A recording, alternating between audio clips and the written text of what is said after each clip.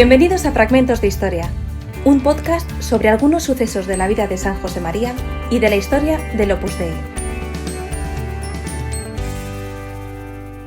Hoy Salvador Canals, una vida abriendo camino, por Alfredo Mendi, historiador.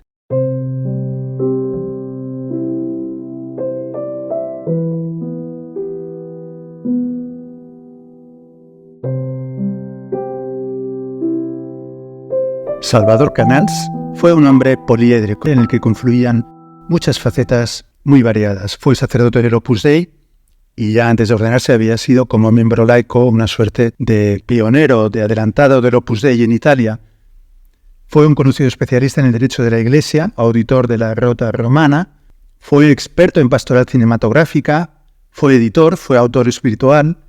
Su vida en realidad fue breve para los parámetros actuales, pues murió con 54 años. Pero fue una vida rica en experiencias. Sobre él he escrito una biografía. Al trabajar en esa biografía yo me di cuenta de que su vida es importante, es realmente importante para la historia del Opus Dei, pero también para la historia de la Iglesia, más importante de lo que a primera vista me parecía, porque se vio envuelto en varias peripecias muy significativas, ya fuera como sujeto activo o pasivo.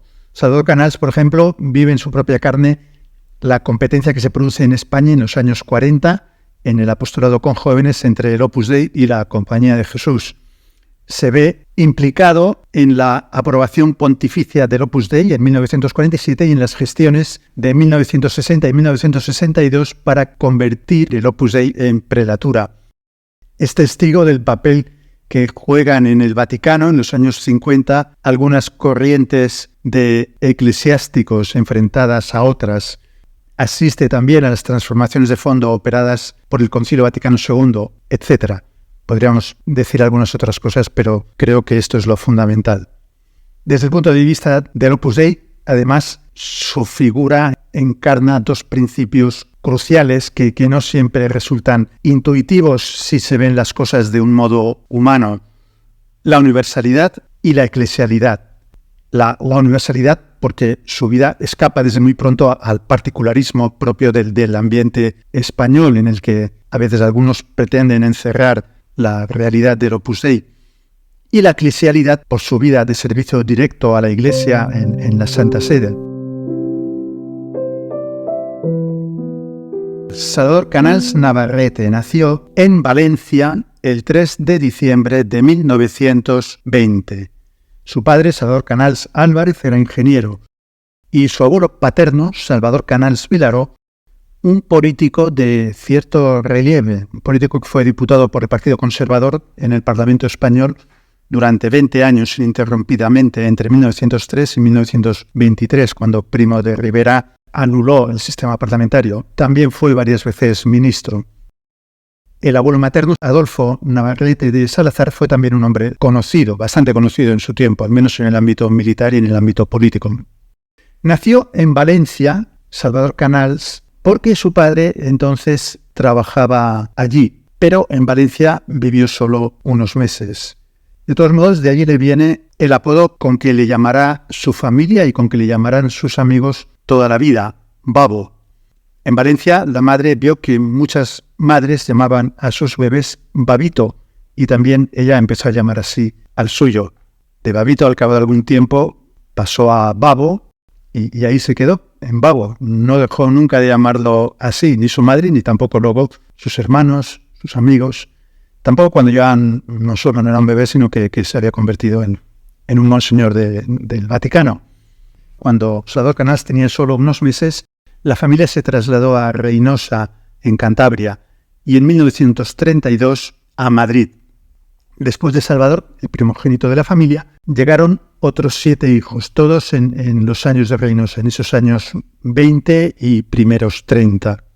Reynosa marcó profundamente a Babo Canals, entre otras cosas porque al cabo de unos años, en 1940, será precisamente su mejor amigo de la época de Reynosa, Juan Antonio Paniagua, quien le conduzca al Opus Dei. Era el año 1940, un momento de, podemos decir, efervescencia vocacional entre la juventud española tras la tragedia de la guerra civil. De hecho, el horizonte de la entrega a Dios era entonces una posibilidad de futuro que para muchos chicos y para muchas chicas resultaba natural tener en cuenta. Canals en concreto, antes de conocer el Opus Dei, había pensado seriamente en ingresar en la Compañía de Jesús e incluso tenía planes muy precisos de incorporarse al noviciado. Él había entrado en contacto con los jesuitas, o al menos con un jesuita, el padre Justo Ponce de León, durante la guerra, siendo alumno de la Escuela de Alféreces Provisionales de Granada. Pero al conocer a San José María Escrivá, fundador del Opus Dei, el 8 de mayo de 1940, tuvo la certeza, vio claro que su camino era aquel y no la Compañía de Jesús. Ese día abandonó sus proyectos de ser jesuita y 2 semanas después pidió la admisión en el Opus Dei como numerario.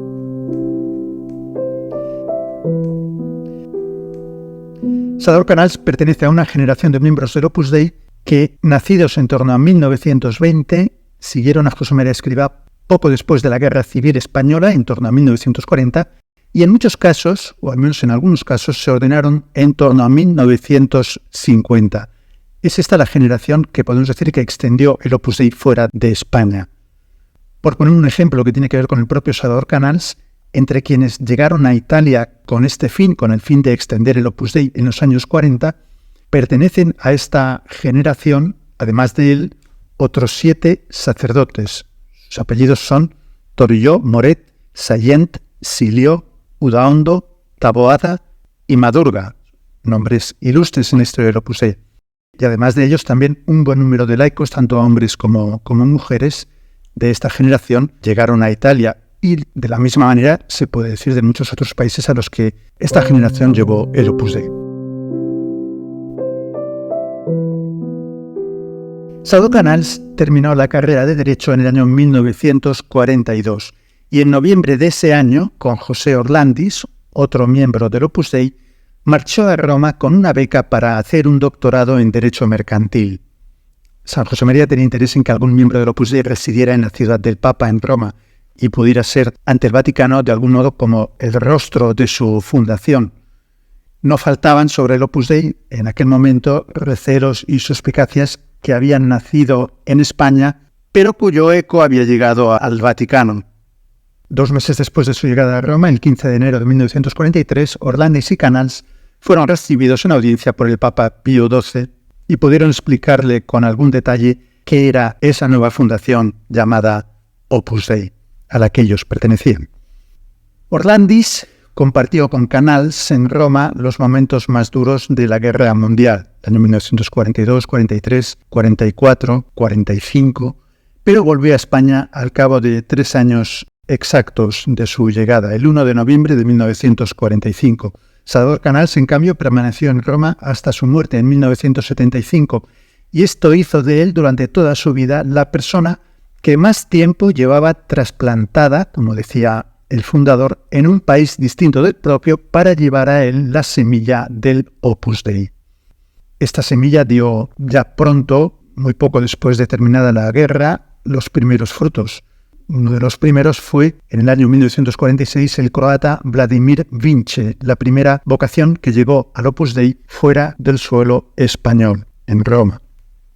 En Roma, Canals hizo una tesis doctoral en Derecho Mercantil, como habíamos dicho ya antes, sobre el derecho de reproducción cinematográfica. La defendió en 1946 y la publicó en 1953. Además, en esos primeros años en suelo italiano estudió Derecho Canónico y Teología en la Universidad Lateranense, también llamada Universidad del Laterano.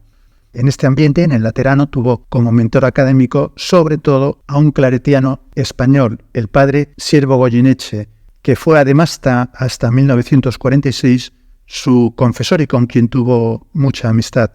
También le ayudó poco después en sus primeros pasos como canonista otro claretiano que fue importante en su vida, Arcadio María Larraona, futuro cardenal. Goyeneche y Larraona le orientaron sobre todo en sus trabajos sobre los institutos seculares, un nuevo tipo de asociación, una nueva figura jurídica nacida en el año 1947, a la que el Opus Dei inicialmente se acogió, aunque luego en esto dio marcha atrás, y a la que Salvador Canals dedicó buena parte de su atención de estudioso del derecho canónico. Una de sus primeras publicaciones, Los Institutos Seculares de Perfección y Apostolado, de, ya no recuerdo bien, pero quizá un centenar de páginas, es de 1947, el mismo año en que Pío XII, con la Constitución Apostólica Provida Mater Ecclesia, creó la figura de los institutos seculares. El año 1948 supone un cambio de página, un hito importante en la vida de Salvador Canals. Ese año, el 1 de noviembre, Salvador Canals recibió en Roma la ordenación sacerdotal.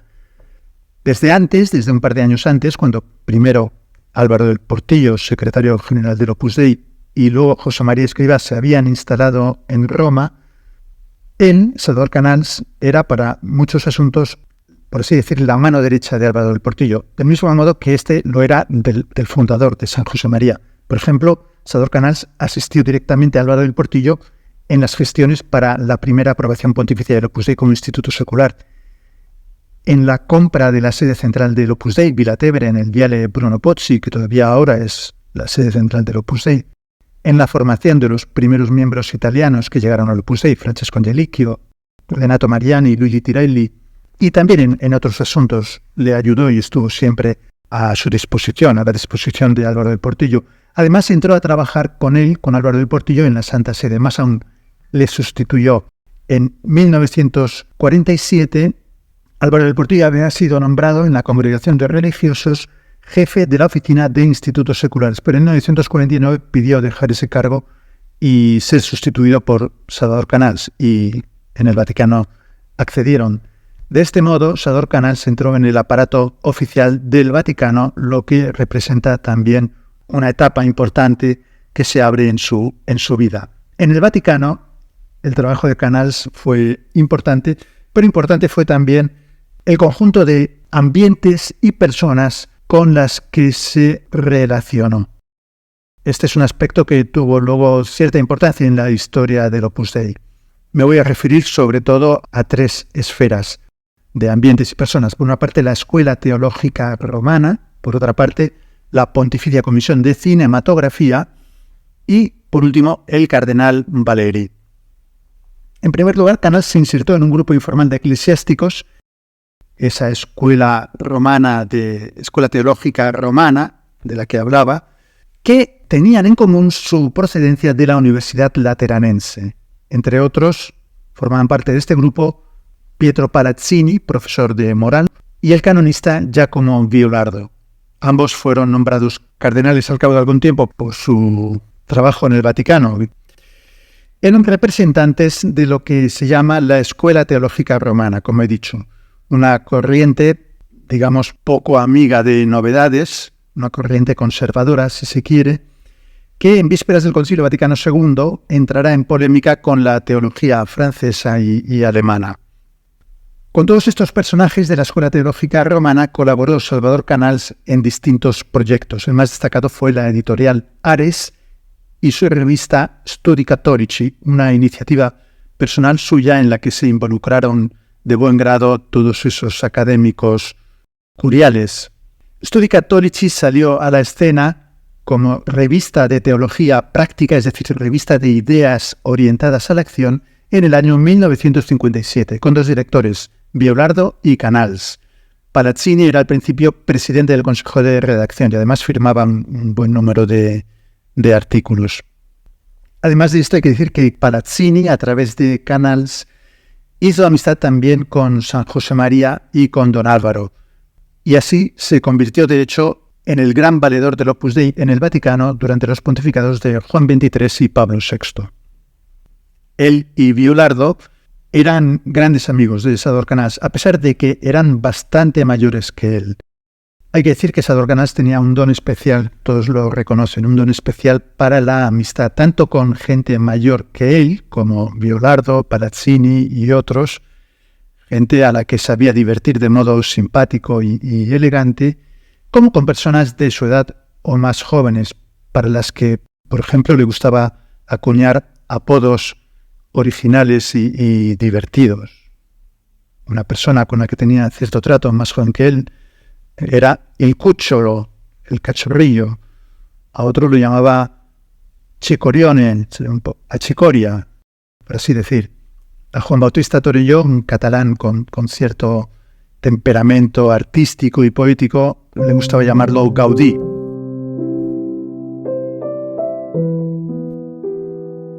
Pasemos a otro ambiente vaticano con el que en los años 50 Canals entró en contacto. Me parece que es importante detenerse en estos ambientes con los que se relaciona.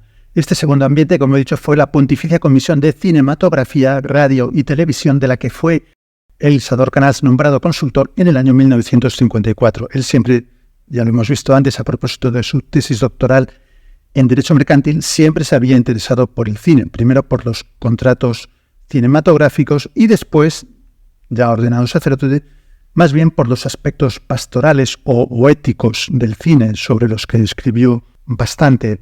Entre los eclesiásticos que conoció en la Pontificia Comisión de Cinematografía y con los que hizo amistad, se encontraba el polaco Andrzej Maria Deskur, a quien también llevó al equipo de colaboradores de Studi Cattolici, pero es que además le puso en contacto con otras personas del Opus Dei, como Álvaro del Portillo o como el hoy cardenal Julián Herranz. Y bueno, pocos años después, durante el concilio, Deskur presentará a Del Portillo a su amigo Karol Wojtyła, arzobispo de Cracovia. Fue el origen de la fructuosa relación posterior entre el Papa Juan Pablo II y el primer sucesor de San José María al frente del Opus Dei. Relación también remotamente propiciada por Salvador Canals. Por último, en el Vaticano, una persona con quien Salvador Canals tuvo muy buena relación, al margen un poco de la escuela romana de teología y de la Pontificia Comisión de Cinematografía, fue el cardenal Valerio Valeri, que desde 1953 era prefecto de la Congregación de Religiosos, es decir, su jefe directo en el mundo de los institutos seculares.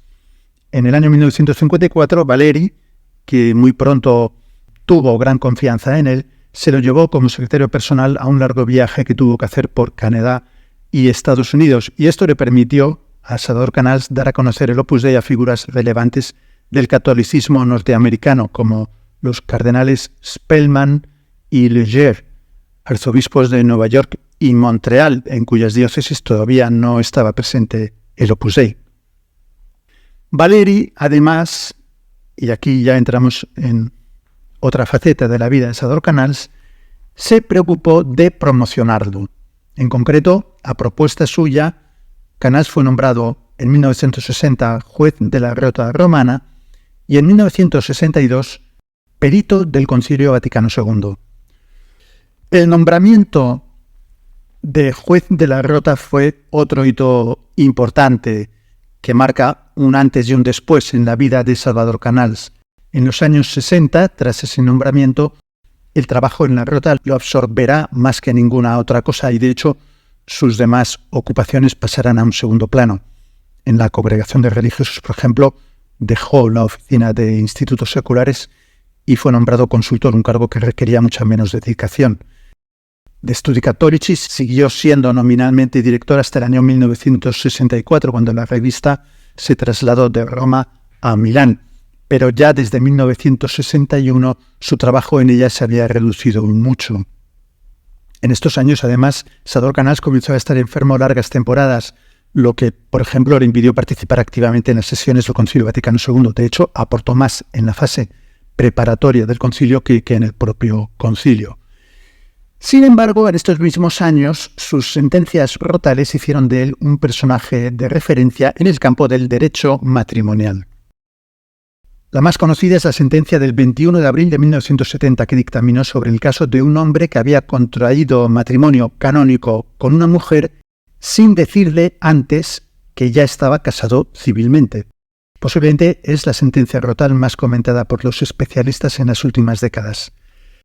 La sentencia dictaminó en favor de la nulidad del matrimonio canónico.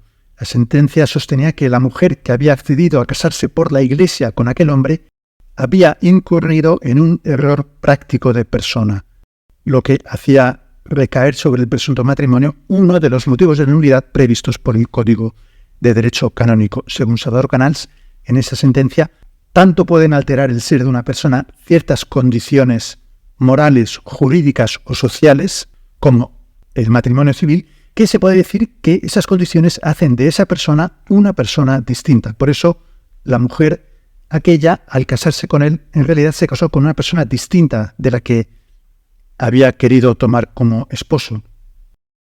Esta nueva interpretación del concepto de persona tenía sus riesgos y, de hecho, fue implícitamente rechazada en el nuevo Código de Derecho Canónico que se ha promulgado en el año 1983. Sin embargo, no falta quien la considere el paradigma de la perspectiva personalista en el derecho matrimonial, propia de la teología del Concilio Vaticano II, en contraposición a una visión, digamos, inflexible, rigorista de la ley como la visión predominante anteriormente. Hay, en efecto, canonistas que consideran que esta sentencia de Salvador Canals es el buque insignia, por así decir, de la perspectiva personalista en el derecho matrimonial.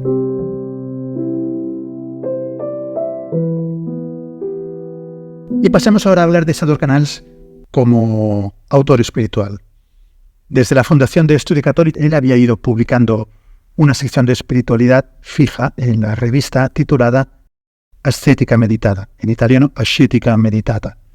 Componía en esa sección artículos breves que procedían de guiones de su predicación a diferentes públicos, siempre en el ámbito, o casi siempre en el ámbito de la labor apostólica del Opus Dei. Estudiantes, obreros, profesionales, madres de familia, sacerdotes. Canals tenía fama de buen predicador, y esas piezas, por diversos factores, yo diría que fundamentalmente por tres: por su visión positiva de la vida cristiana, por su cercanía al alma singular a la que se dirigen personalmente, y también por la profundidad de sentimiento a la que invitan en la relación con Dios. Esas piezas, avalan ese prestigio, esa fama de buen predicador que tenía Salvador Canals. Entre 1957 y 1962 publicó Salvador Canals en esa sección Ascética Meditada en total 26 artículos, y en 1962 los reunió en un libro. Hay que decir que estos años, en torno a 1960, son los de mayor productividad de Salvador Canals como autor de libros. En 1958 publicó Gli Istituti Secolari, su manual definitivo sobre el tema de los institutos seculares. En 1961, La Chiesa e il Cinema, última piedra de su reflexión sobre el cine. Y en 1962, como os he dicho, Ascetica Meditata. Los tres libros fueron publicados originalmente en italiano, pero serán rápidamente traducidos al castellano. Los institutos seculares, además, será traducido al francés. Y Ascética Meditada será traducido al castellano, al francés, al inglés, a muchas otras lenguas. Hasta la fecha, que yo sepa, se ha publicado al menos en 13 idiomas. Y el número total de ejemplares que se han publicado es difícil de calcular. Se sitúa, pienso, en un punto impreciso entre los 100.000 y los 200.000.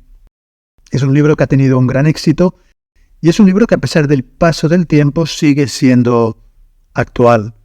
Hace poco un amigo que pasaba unos días con su anciano padre me mandó una foto de un viejo ejemplar que había encontrado en su casa de Ascética Meditada, que su padre sigue leyendo, y me decía en el mensaje: creo que ya solo lee el Evangelio y Ascética Meditada. Buena parte de ese éxito de Ascética Meditada se debe seguramente a la riqueza de la vida espiritual del propio autor, es decir, al espíritu del Opus Dei, en el que se basa, un espíritu vivido y asimilado por él en primera persona. José Orlandis, en un libro que escribió en 1995, Mis recuerdos, al evocar el Salvador Canals que él había conocido en los años 40, lo presentaba como un alma clara, transparente, serena y un corazón grande y generoso, con una simpatía arrolladora, alegre, aunque por aquellos años su salud fuese bastante frágil.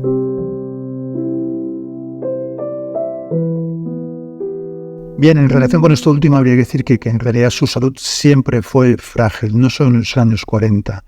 Y de hecho fue mucho más frágil en los años 60 y sobre todo 70 que en los 40. Sufrió del hígado toda su vida, pero En esos años sus dolencias se agravaron y lo tuvieron hospitalizado durante largas temporadas. Murió en un hospital de Roma el 24 de mayo de 1975. Al día siguiente, 25 de mayo, José María Escrivá, que se encontraba en España para recibir un homenaje en su ciudad natal, Barbastro, interrumpió su discurso oficial para recordar a aquel hijo suyo recién fallecido. Un alma limpia, una inteligencia prócer, dijo de él, improvisando. Ha servido a la Iglesia con sus virtudes, con su talento, con su esfuerzo, con su sacrificio, con su alegría, con este espíritu del Opus Dei que es de servicio. Antes de regresar a Roma, 2 días después, el 27, de paso por Madrid, quiso dar el pésame a la familia reunida en la casa de los padres que aún vivían. Ángeles Canals, hermana de Salvador, recordaría después las palabras premonitorias de su propia muerte que salieron de la boca de San José María en aquella ocasión. Salvador fue a Roma a abrirme el camino, y ahora cedo al cielo también a abrirme el camino, dijo. Y al cabo de un mes, casi como en misterioso cumplimiento de esas palabras, murió también José María Escrivá.